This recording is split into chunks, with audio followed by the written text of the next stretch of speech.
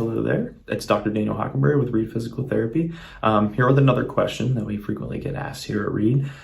So the question for today is, can physical therapy help with shoulder pain resulting from sports injuries or repetitive strains? So the absolute answer is yes, of course.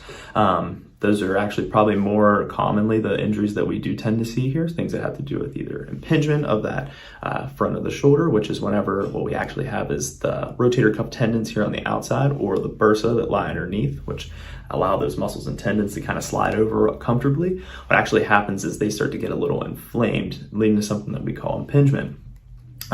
Another way is also minor strains or tears in the rotator cuff tendons or the muscle tissue surrounding that area.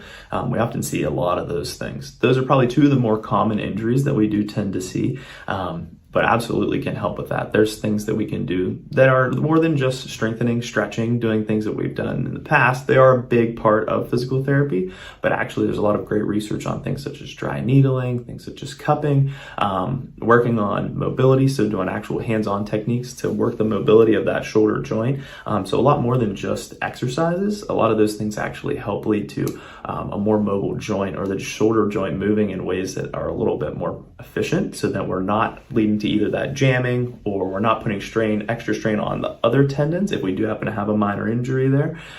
So physical therapy is actually a fantastic way for us to be able to work on that area, as well as build strength and get you kind of back to the activities you were doing. If you're doing things such as, overhead lifts with kettlebells, or working on kettlebell swings, things like that are actually what we want to get you to, so that you're able to get back to your activity and fully confident in yourself back to be able to do those things again.